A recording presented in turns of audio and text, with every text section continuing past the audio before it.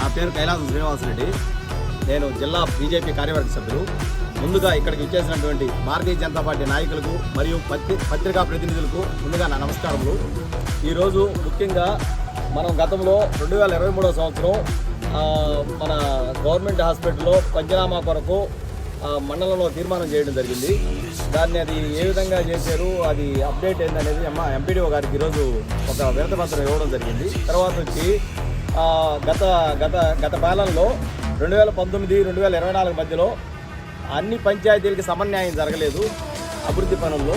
దానికోసంగా అసలు 2019-2024 మధ్యలో ఏ గ్రామంలో ఎంత పనులు జరిగాయి, నొడా కింద ఎన్ఆర్ చేసి, తర్వాత వచ్చి ఎంపీ ల్యాడ్స్, మనకి పంచాయతీ నిధులు అట్టా అన్ని విధాల ఎంపీపీ గ్రాంట్స్ అట్టా అన్ని విధాల ఏ వర్క్స్ జరిగాయి అనే దాని మీద ఈరోజు ఇన్ఫర్మేషన్ యాక్ట్ ఎంపీడీఓ గారికి ఇచ్చాము.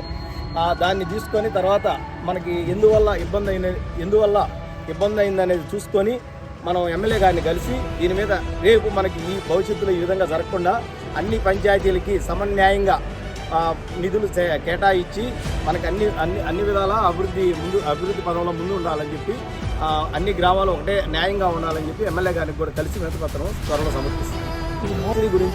మార్చిడి గురించి గతంలో 2023 సంవత్సరం మనకి మండలంలో తీర్మానం చేయడం జరిగింది. కానీ తర్వాత దాని అప్డేట్స్ ఏమనేది సంవత్సరం పైన అయిపోయింది. ఇంతవరకు మా ఎంపీడీఓ గారు కానీ దాన్ని అప్డేట్ పైకి పంపించారా లేకపోతే పంపించలేదా, అది ఎక్కడ ఆగింది అనేది ఇంకా తెలియలేదు.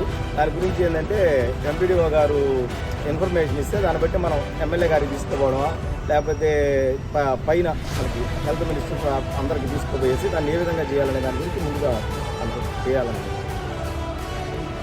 తర్వాత ఈరోజు మనం ఇంతవరకు జరిగినటువంటి పోయినసారి భవన నిర్మాణ కార్మికులు ఇసుక దొరకడం లేదని ఇచ్చారు. గతంలో అది మన ప్లంబర్ అయినటువంటి వాకాటి ప్రసాద్ అక్కడ ఇతను పెట్టడం జరిగింది. మనకి సమయంలో దాదాపు అది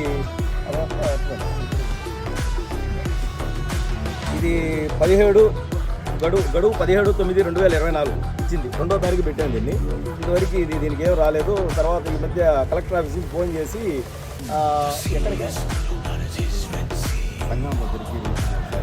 రమ్మన్నారంట. కాదు, మాకు మండలంలో ఇబ్బంది, మాకు మండలంలోనే కావాలని చెప్పి అడిగారంటే ఈరోజు మనకి వీళ్ళని మైన్స్ వాళ్ళని కలవమని చెప్పారు. మైన్స్ వాళ్ళు కాల్ చేసి ఎత్తలేదు. ఈరోజు కూడా ఏంటంటే వాళ్ళని ఒకసారి కలుస్తాము. తర్వాత వచ్చి మనకి ఆధార్ అప్డేట్ గురించి ఇచ్చున్నాము. అది కూడా ఇంకా ఏ ఇన్ఫర్మేషన్ రాలేదు. తర్వాత మనకి రేషన్ కార్డు గురించి కూడా వాటి విషయం కూడా కలిసి ఈరోజు ఎంఆర్ఓ గారిని కలిసి మాట్లాడేసి ఇప్పటి వరకు మనం ఇచ్చినవి కొన్ని తీరాయి, కొన్ని తీరలేదు. కానీ వాటన్నిటి మీద ఎప్పటికి తీరతాయని ఈరోజు ఎంఆర్ఓ గారిని కలిసి మాట్లాడేది వస్తాము. తొందరగా తీర్చమని చెప్పి కోరుతున్నాం.